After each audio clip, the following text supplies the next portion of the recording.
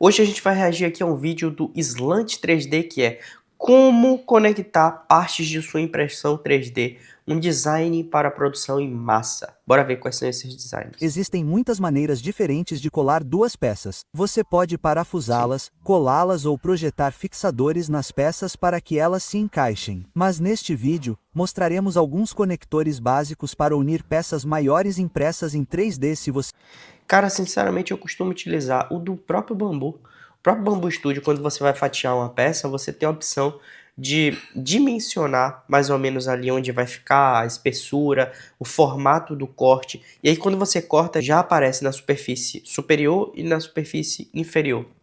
estiver tentando fazer uma maior a partir de algumas menores. Portanto, a primeira e mais simples maneira de fazer isso é com um pino e um furo. Mas a maioria das pessoas geralmente usaria um pino redondo e um furo redondo. Você não Eu quer não, fazer eu prefiro também um pentágonozinho, né? Tipo, com 5 lados, porque tem o lado específico onde você vai encaixar. Se tem um círculo, você pode encaixar e ele pode rodar. Por mais que você coloque em um lugar diferente ou outro, ele não adere com a mesma precisão, digamos assim, do que um. Não é precisão a palavra, mas tipo, não é para encaixar exatamente naquela posição do que seria se você colocar com lados específicos onde você tem que encaixar a peça. Eu acho que fica mais preciso, pelo menos, o corte. isso. Um furo redondo cederá e ficará um pouco deslocado dimensionalmente, a ponto de não haver uma boa aderência. E um pino redondo não pode ser impresso em uma orientação horizontal, onde possa ser forte. Você não quer que os pinos fiquem no plano das camadas, pois eles simplesmente se quebrarão. Então, Olha, para evitar eu não estava nem pensando nessa parte da resistência em si da peça. todos esses problemas, pegue um pino quadrado e faça-o na diagonal. Vire-o de lado e agora você tem um furo de diamante e um pino de diamante. Este furo de diamante garante que não haja áreas salientes, por isso é muito preciso em termos dimensionais. E você consegue imprimir o pino quadrado horizontalmente na mesa de impressão para que ele seja tão forte quanto necessário para segurar as duas peças juntas, mas ele só é mantido unido pelo atrito real das próprias peças. Agora, o pino quadrado é bom, mas e se você quiser algo que seja meio discreto, talvez você tenha uma peça muito fina ou esteja tentando fixar em volta da borda externa. Você não quer fazer pequenos furos de diamante e quer algo um pouco mais universal e robusto. Bem, neste caso, vá em frente e faça algo como uma placa e uma ranhura. Isso é muito fácil de fazer e você consegue criar algo realmente confiável. Apenas certifique-se de afinar as pontas do pino que você está colocando lá dentro. A laje que vamos empurrar para dentro, afunilia, arredondear para que deslize para dentro e fique mais firme à medida que entra. Isso parece com os encaixes do próprio IKEA, velho. Em madeira, né?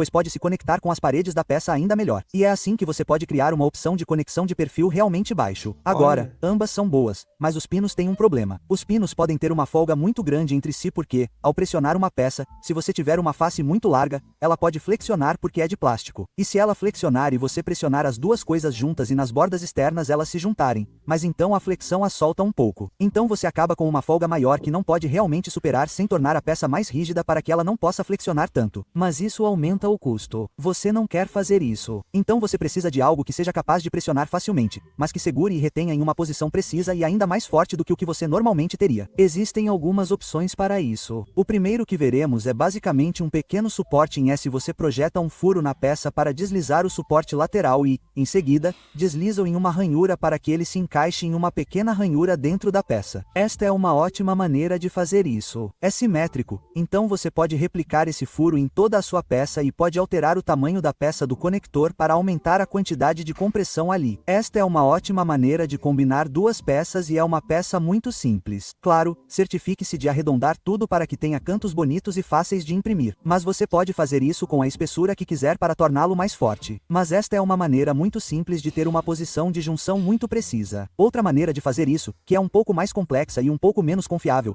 é usar basicamente encaixes de pressão, nos quais você projeta uma braçadeira C de dois lados para pressioná-la em uma ranhura e, em seguida, ela se encaixa em Tipo de mochila, né? alguns furos dentro da peça. Esta é uma ótima maneira de fazer isso. É muito fácil, é muito Olha. intuitivo. Não requer muito treinamento como o S1, mas pode ser menos robusto porque precisa ser flexível. O S é uma peça de hardware sendo empurrada para dentro de outra peça de hardware. Isso é um mecanismo. E como um mecanismo, pode precisar ser projetado da maneira certa para que possa apertar e ter pressão suficiente e as travas É. tenham que entrar em contato corretamente.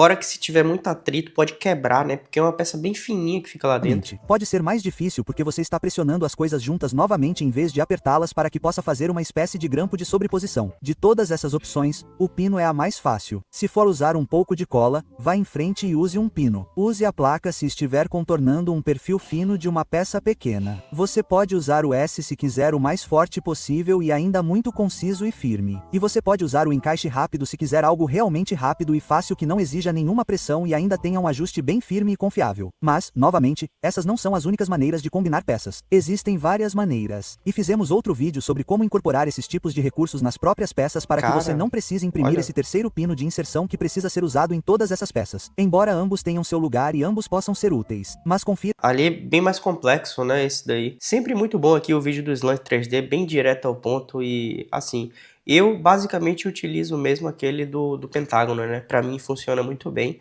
E eu costumo utilizar com cola, quando eu tô imprimindo às vezes peças que são maiores do que minha placa de impressão, ou eu acho que prefiro dividir quando tem muito suporte, eu vou gastar muito com suporte e tal, eu termino dividindo a peça. E pra mim é o que faz mais sentido. Vou deixar o like aqui no vídeo do Slant. Deixa lá o like, eu vou deixar o vídeo dele aqui na descrição. E também deixa o like aqui nesse vídeo.